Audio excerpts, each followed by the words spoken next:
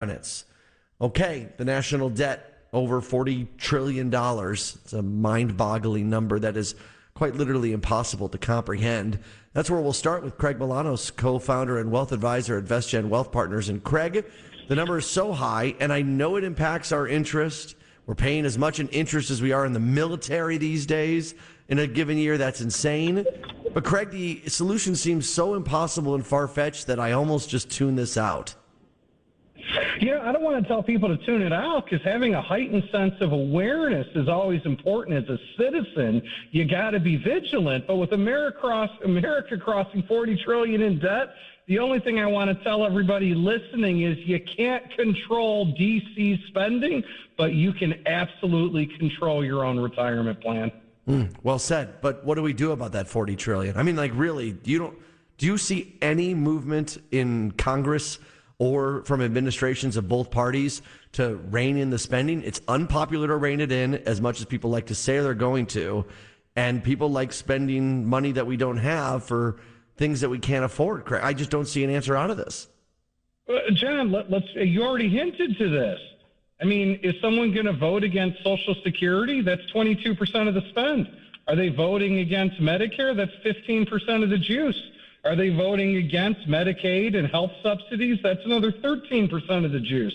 So if you're not going to change those systems, those social safety net systems, then to a large degree, you can't actually carp about the debt.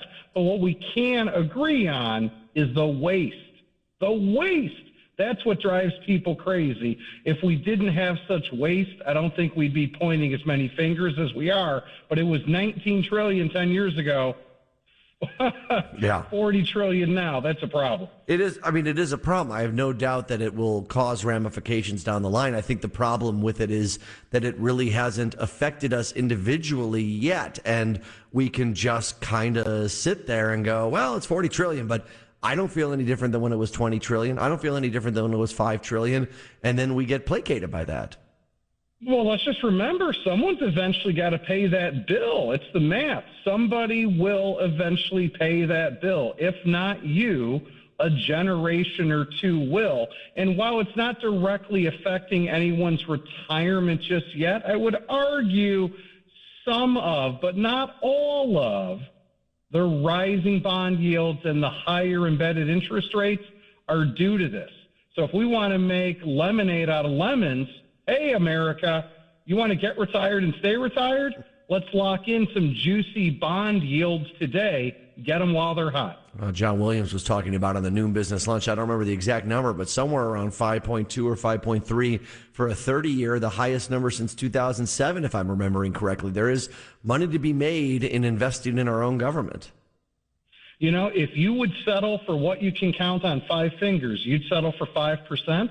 People can build diversified multi-sector bond portfolios with yields to maturity just over 5. You don't have to go out 30 years.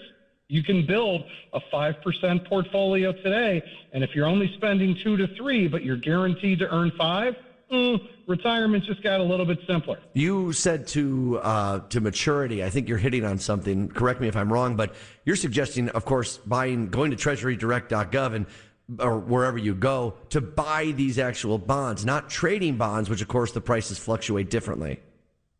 Yeah, what I advocate for everybody is, people buy bonds because they want to stay wealthy. Bonds are about preservation.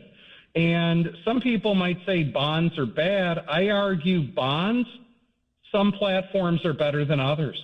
So I encourage everyone listening to go and look and say, how can I buy individual bonds, or how can I buy a combination of individual bonds and bond funds that have guaranteed maturity dates so you too can take away the interest rate risk?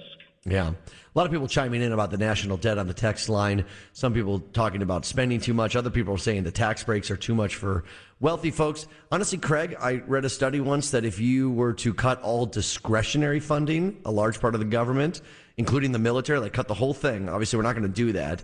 You would not make up the deficit. You wouldn't even get close. If you were to tax all the billionaires a ton of money, you're not going to get anywhere close. The actual solutions are going to come from a little bit of both. And you might wonder, well, how does that impact my retirement? I mentioned taxing billionaires. They're not going to just stop there, Craig. People that have money that is in traditional IRAs or traditional 401ks, the idea was when you retired, you thought you knew where your rate would be, your what you're going to be taxed at.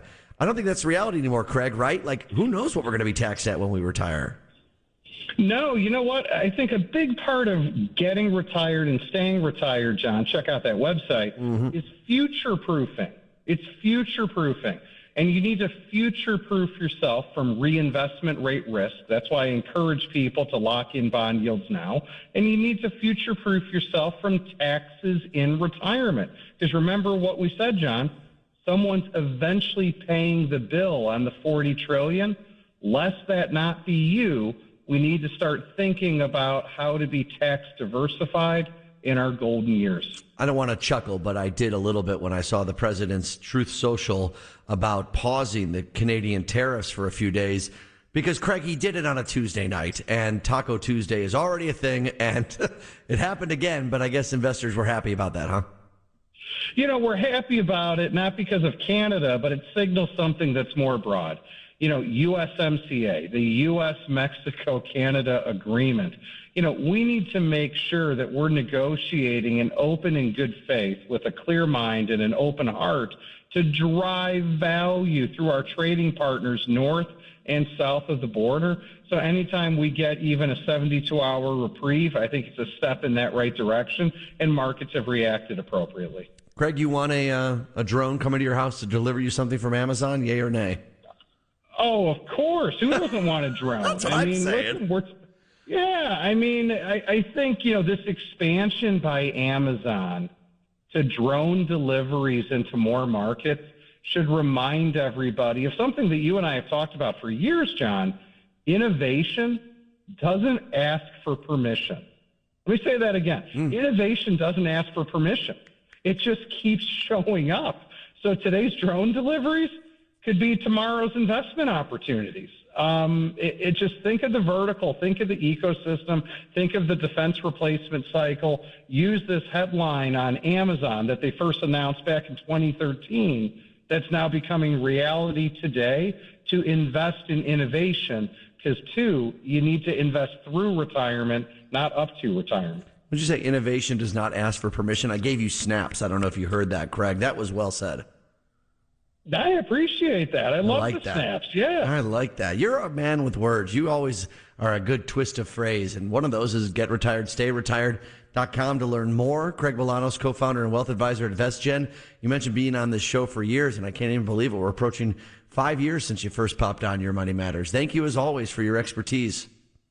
No, listen, you and the other John have the best audience in radio, and it's a pleasure and a blessing to be on your platform. Oh, I'll take that for sure. Craig, take care. We'll talk soon, okay? Yep, be good, everybody. Let's take a break. Oh, getretiredstayretired.com. Let's take a break. News.